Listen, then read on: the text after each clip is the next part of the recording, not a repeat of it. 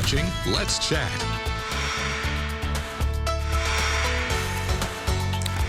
Investors everywhere have been keeping their eye on what's happening on Wall Street, and with good reason. We have seen such huge market swings over the past couple of weeks. To help make sense out of all that, we turn to Chris Hopkins, our friend who is with Apogee Wealth Partners. Chris, good to see you as always. Hey, Chip, good morning. How are you? Huge swings over the past couple of weeks. I mean, historical kind of swings. What's behind it? Sure. So we've got a couple of things going on. First of all, this period of time, we have an unprecedented concentration of a handful of really big stocks. You think about NVIDIA, Microsoft, Apple, Facebook. The top 10 stocks in the S&P now make up 37% of the entire S&P 500. Wow. So it's incredibly concentrated, and they've run way up. And now they're largely overvalued. So everybody kind of knew that. They've been waiting for an opportunity to take some profits. We get just a little bit of hiccup and people decide, hey, let me cash out here and take some chips off the table. So that's number one. Watch how you use that, take chips off the table, would you? All right, what's number two? So number two is that we got a kind of a weak jobs report last Friday. Unemployment ticked up to 4.3%. Now that's still historically very low. But what that did is it sent another signal to investors that maybe we're on the verge of a recession. We don't think so, or if it is, it's minor. But that caused a little bit of concern in the stock market. And then the third thing that happened is not all that well known for most of us, and that's what happened in Japan.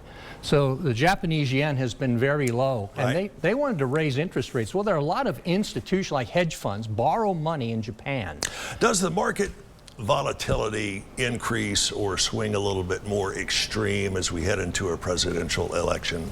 You know, it's right around the election, and particularly after the election, once you know who won, that's when volatility really does spike.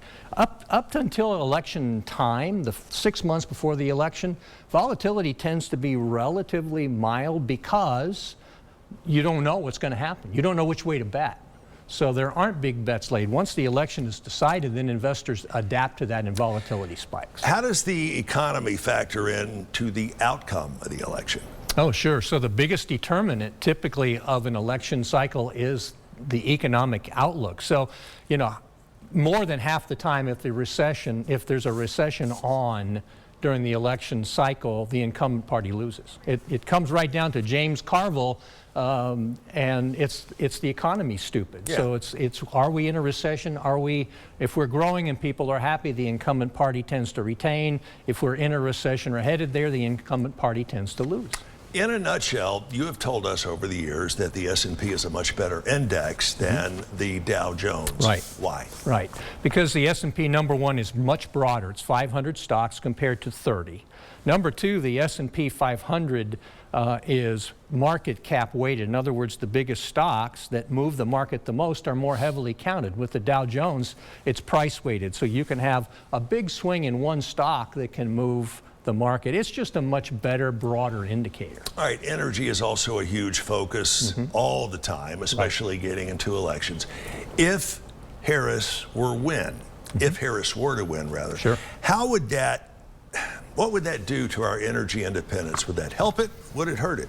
Sure. So, you know, we're all making our bets right now. At one time, Harris, as a candidate in 2019, had said she would end fracking. Now, she's since reversed on that. That's not a practical thing to do. Fracking it's made us energy independent. We actually are today independent.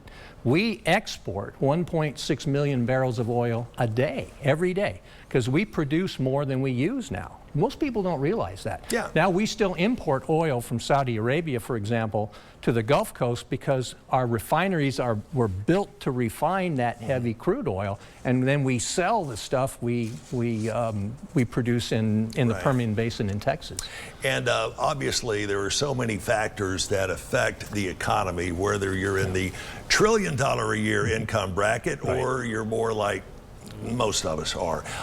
You have questions, you have concerns, you have Chris Hopkins here who can answer them all. Chris, give us your website. Okay, it's apogeewp.com, Apogee Wealth Partners, apogeewp.com. Thanks so much for joining us. We will have you back over the coming weeks, and I could sit here and talk to you for hours, but they're telling us we got to wrap. Thank you. All right, we're talking about a really cool art show coming up here in just a few minutes. Our friends from the Plum Nelly Shop.